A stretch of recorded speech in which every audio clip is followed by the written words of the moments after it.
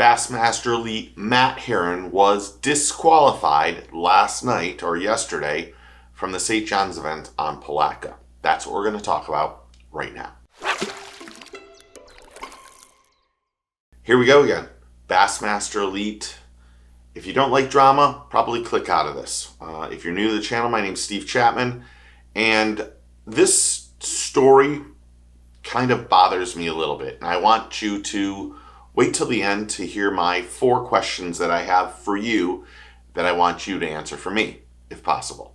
If you're unaware, Bassmaster announced that Matt Herren was disqualified and fined for violating Rule C3, Practice and Competition, II, Rules A and J, which states, once the Elite Series schedule is officially announced or a competitor becomes definitely aware of the tournament location, whichever date is earliest, current or qualified elite anglers, regardless of the event date, will fall under restrictions A through J. A is elite anglers cannot gather waypoints or specific fishing locations, i.e. creek, river, area of lake, etc., for any source that is not publicly available. Rule J says, during the 28-day tournament waters off-limit period, elite anglers must continue to adhere to a no-information rules and are prohibited from being on tournament waters unless approved by tournament officials.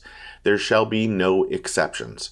For a first offense of any intentional violation of the off-limits period or information rule at any time, the competitor shall be disqualified from the tournament and assessed up to a $10,000 fine. Now, Matt's rule violation happened February 23rd, and this was after the tournament, and based on a polygraph credibility assessment, which assessed that Matt's 40th place would be vacated and moved Mike Iaconelli to 50th place. Now, Matt is fishing not only the Elites this year, but he's fishing NPFL. Matt is known as a brash, outspoken angler who's very passionate and sees how the industry is moving forward. And quite honestly, he's always been a very good dude to me, to be honest. He's a good man to me. He's very honest. He's very, very honest. And I don't know if this, well, wait till the end and I'll ask the question. Now, part of the problem that this is that it's not only the disqualification, but it's also the fine that you get for doing this. It can be up to $10,000. And you had an open angler on this same weekend that got information, and his fine was $4,000, and he wasn't disqualified. And then you have Matt, who finished in 40th, and now he is disqualified and also fined. And Matt's brother, Josh, and I'm going to read most of this, commented on the BBC how he had spent his time practicing down south, and both of them were just talking fish. And both of them understand the no information rule, which is what was broken here.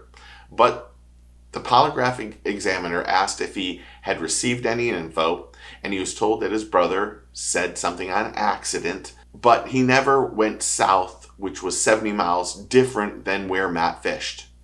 And it was flagged and he was DQ'd. So in this case, he was told, his brother and he were talking, and he must have said, I hope they aren't fishing south, or something of the sort.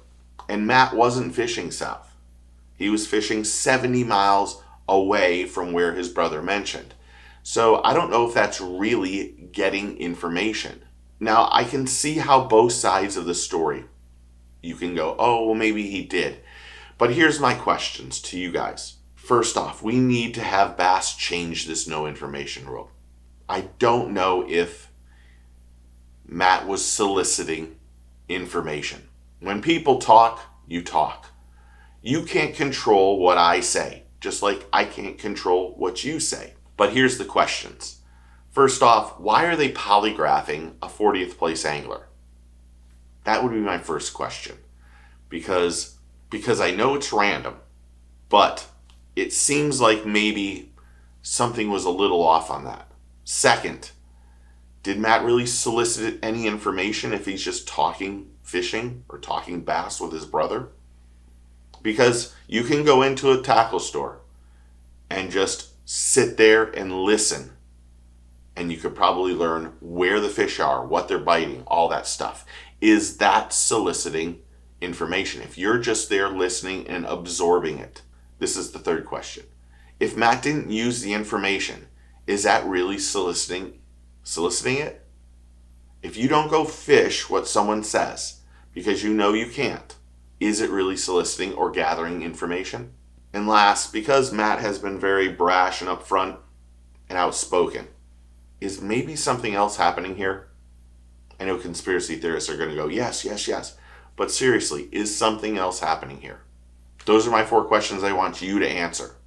And the last one, there's going to be 5. Should Bass change the no information rule? Because it was put in place so that anglers wouldn't hire guides to find spots. That's what it was put in for years ago.